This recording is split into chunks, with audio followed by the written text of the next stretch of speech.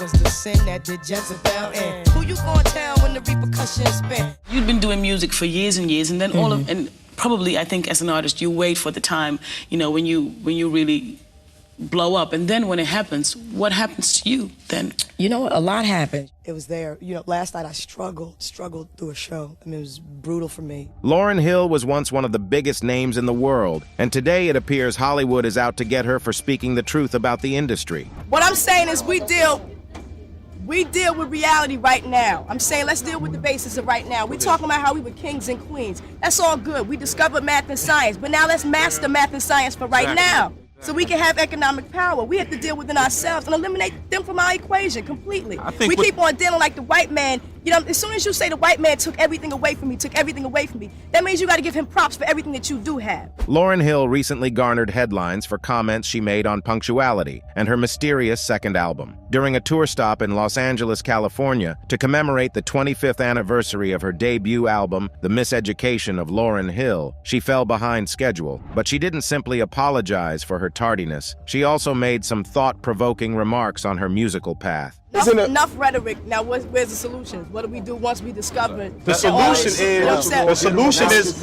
like my man said, you have to know yourself. According to Hill, her admirers should feel lucky that she graced the stage that night, and she attributes her performance to divine intervention. She brought up the significance of family and community support, citing her experience with a lack of backing for her sophomore album. She also revealed that no one approached her about a follow-up to her debut solo album. Fans have long complained about Hill's spotty concert attendance and sporadic new releases. Despite her unquestionable brilliance, these factors have added to her allure in the profession. But how did this respected musician, who had such huge success with her debut record, find herself in this situation? Hill reached the top of the music charts in 1998 with the release of Miseducation. The album opened at #1 and sold an astonishing 422,000 copies in its first week, breaking the record for female performers at the time. It went on to win an astonishing number of awards, including 5 Grammys, 3 American Music Awards, and honors from Billboard, Soul Train, and MTV.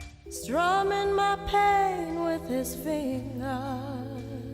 Opportunities were banging on Lauryn Hill's door from all sides. Movie deals, magazine covers, you name it. She was more than just a growing worldwide star. She appeared to be the ideal artist to lead us into the 21st century. But then things got worse. How can someone who had such a tremendous career with the Fugees go solo, sell 30 million copies of her debut album, and then vanish from the spotlight to become one of the music industry's greatest mysteries? Hill met Pras Michel and Wyclef Jean, Pras' cousin, while attending Columbia High School in New Jersey, and they went on to found the Fugees. While developing their skills at local performances and talent competitions, Hill dabbled in acting, gaining appearances on As the World Turns and Sister Act 2, Back in the Habit. However, she eventually switched from Hollywood to further education, enrolling at Columbia University in New York City in 1993. Blunted on reality, the Fugees' debut album was released in 1994 but failed to make a splash and got severe criticism from reviewers. However, their fortunes reversed 2 years later with the publication of their sophomore album, The Score. Fueled by hit songs like Ready or Not and K-ing Me Softly, the album soared to #1 on the Billboard 200 list and remained in the top 10 for an impressive 6 months. The Score went on to sell 7 million copies in the United States alone, more than 20 million globally, and earned the ensemble 2 Grammys. Despite their success, the group disbanded in 1997, just a year after the release of The Score, due to internal disagreements. Lauryn Hill's debut solo album was her primary focus in 1998. According to one insider, she was aiming for big hits so she could outshine the Fugees and Wyclef.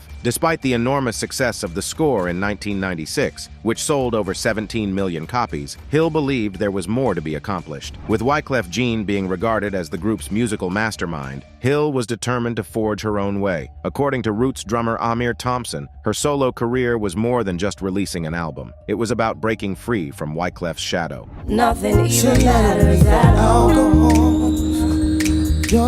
When The Miseducation of Lauryn Hill was released, it captivated audiences around the world. With 12 million copies sold, Hill cemented her reputation as one of the best female rappers, demonstrating her abilities not just as a rapper, but also as a vocalist, composer, and producer. Critics praised her, and the money poured in. According to estimates, Hill earned approximately $25 million in 1998 and 1999 from a variety of sources, including royalties, touring, and merchandise. At the age of 13, Hill had already set her sights on success, and by 1998, she had become an international celebrity. Hollywood approached with enticing offers, including roles in blockbusters such as Charlie's Angels and The Bourne Identity. Despite the allure, Hill declined several possibilities. Pras Michel of the Fugees said, "Lauryn wasn't trying to do anything," bemoaning squandered opportunities. However, she did consider projects such as a Bob Marley biography and the romantic comedy picture Sauce. She even accepted a role in the adaptation of Toni Morrison's Beloved, but had to withdraw due to pregnancy. With opportunities to develop an entertainment empire equal to J-Lo or Madonna, Hill had the ability to be a force with substance. Despite her early success and several possibilities, Hill gradually faded from the spotlight. A friend said she became disillusioned with the contrived image of an international superstar who was continuously pressured to maintain perfection. Hill eventually hit a breaking point and decided to walk away, screaming, "F it." Artists, they argue, are more calculating than most people believe, with every aspect carefully considered. For Hill, the weight of accomplishment became too much to carry, prompting her to withdraw from the spotlight she previously enjoyed.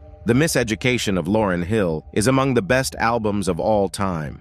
Its origins may be traced back to Hill's personal journey, which included dealing with the repercussions of the Fugees' breakup, her romance with Wyclef, her connection with Bob Marley, and the trials and tribulations of life. Hill poured her heart and soul into the album, exposing her most intimate thoughts and emotions for everybody to hear. The recording process began in New York City in 1997, but Hill didn't finish the album until a year later, at Kingston, Jamaica's legendary Tuff Gong Studios. It was then that she met the amazing musicians of Newark, forging a creative collaboration that would influence the album's sound. When Miseducation was released, Hill was credited as the brains behind the production, writing, and arrangement of the entire record. Lauryn Hill's album, Miseducation, stood out as a sincere voice amidst the dominance of flashy styles in the music scene. While Sean Puffy Combs and others ruled with their shiny suit era, Hill's work delved into themes of heartache, spirituality, motherhood, and social consciousness, offering a refreshing contrast. At a time when pop music saw a resurgence with acts like the Spice Girls, Hill's authenticity appealed to those seeking more depth than the typical bubblegum pop.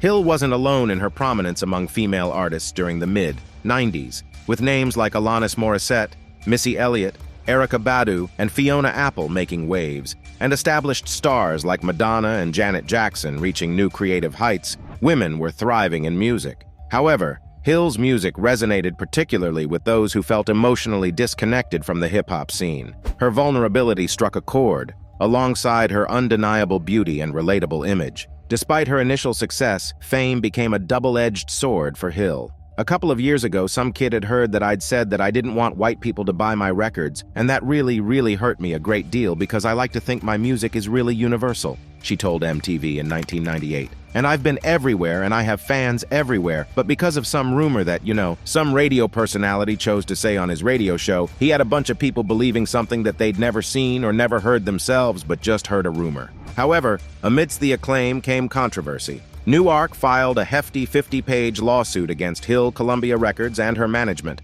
alleging that she had utilized their songs and production skills without giving them due credit. Hill countered, accusing Newark of attempting to exploit her fame. Eventually, a settlement was reached, with Hill agreeing to pay the four men $5 million to resolve the dispute.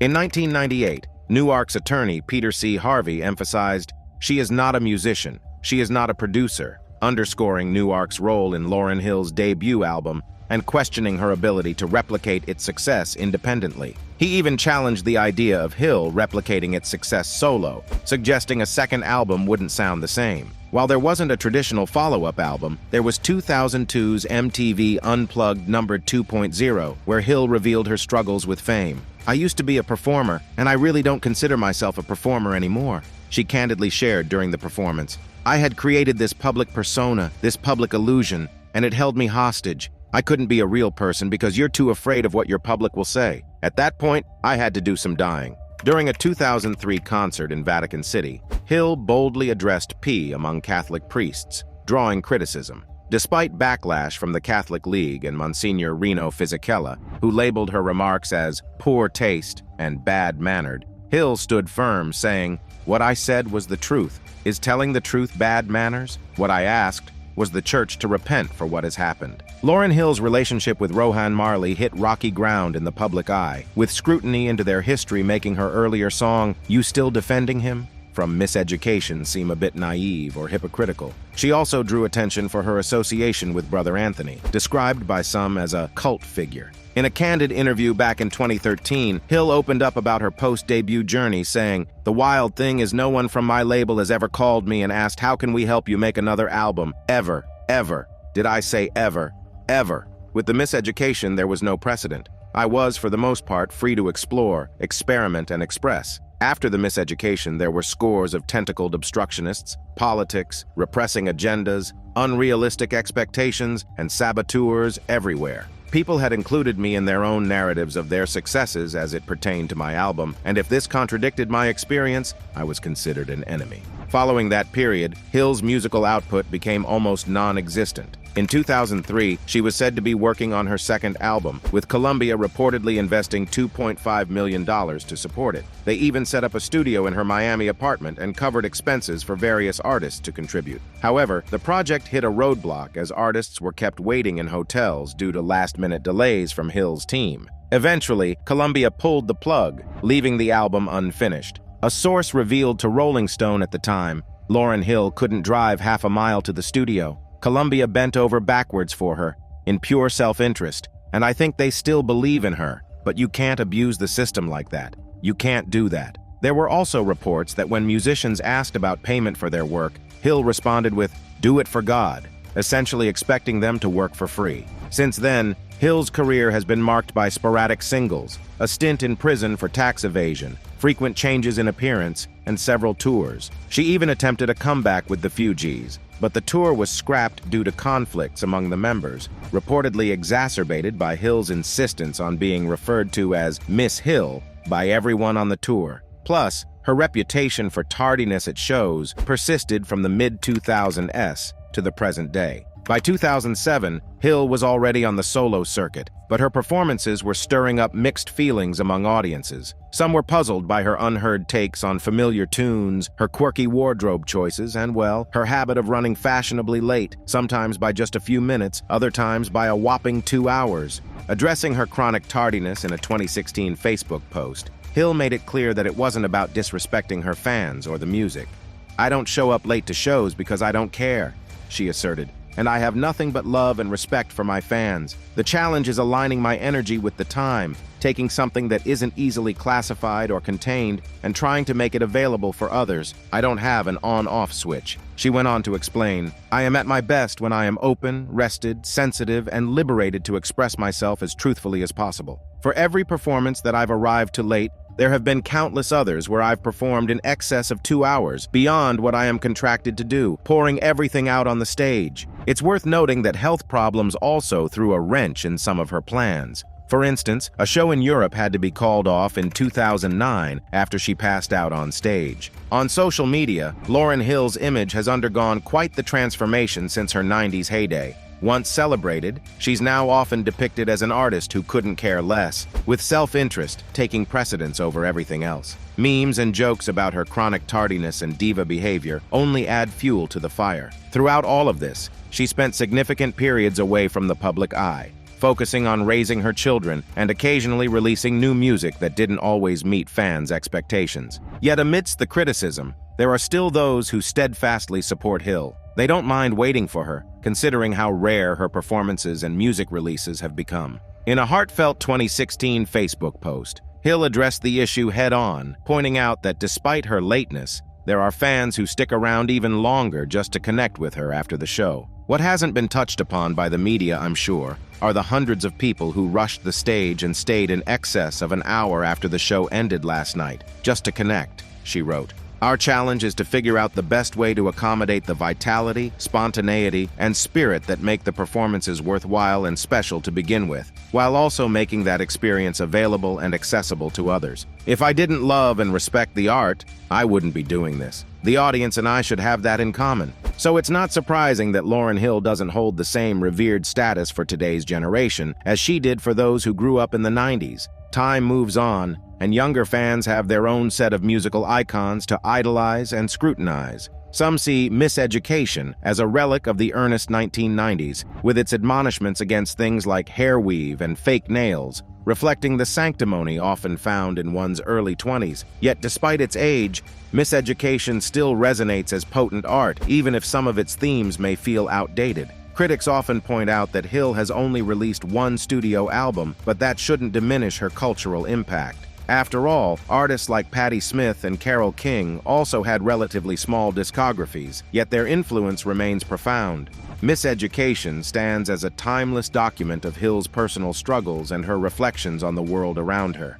For many who came of age in the 90s, it captured the essence of life at the turn of the century. And for Hill herself, it remains a poignant snapshot of her youth, as she expressed in a press release for the album's 20th anniversary tour. This album chronicled an intimate piece of my young existence. It was the summation of most, if not all, of my most hopeful and positive emotions experienced to that date. I loved and believed deeply in my community's ability to both love and heal itself, provided it received the right amount of support and encouragement. Our world today, both complex and changing, is in need of the balance between moral fortitude and cathartic expression. I hope the love and energy that permeated this work can continue to inspire change with love and optimism at the helm. Most recently at Coachella, what began as YG Marley's afternoon set on the main stage turned into a star-studded affair with some heavyweight hip-hop talents joining in. About 15 minutes into his performance, Marley surprised the crowd by bringing out his mother, Lauryn Hill, who then took over the stage with a string of special guests. Miss Hill, rocking a striking yellow suit, treated fans to a mini set of her own, belting out classics like X Factor and Lost Ones. She even got nostalgic with a Fugees favorite, Kaying Me Softly, and was joined by her former bandmate Wyclef Jean for a partial reunion, since Pras was missing in action. Together, they charmed the crowd with a rendition of Fugees' hit Fugeela, and then brought out Busta Rhymes and his sidekick Spliff Star for some extra flair. Busta dazzled with Put Your Hands Where My Eyes Could See from Chris Brown's Look at Me Now. With so much talent on stage, they paid homage to YG's grandfather, Bob Marley, by mixing in snippets of his iconic tracks like One Love and Exodus. Jean rallied the crowd, urging them to put their hands in the air if they wanted to end war in the world, as Marley's War played in the background. After YG made his way through the crowd to show some love to the enthusiastic audience, he returned to join his mom and Jean for a rendition of Ready or Not, filling in for Pras. When you put YG Marley and the Fugees together, this is what it sounds like, remarked Jean. YG even treated fans to a cover of Bob Marley's Is This Love before performing Praise Jah in the Moonlight, a track he first unveiled at one of Miss Hill's concerts in November 2023, before officially releasing it a month later. That's all for the video, folks. Thanks for watching.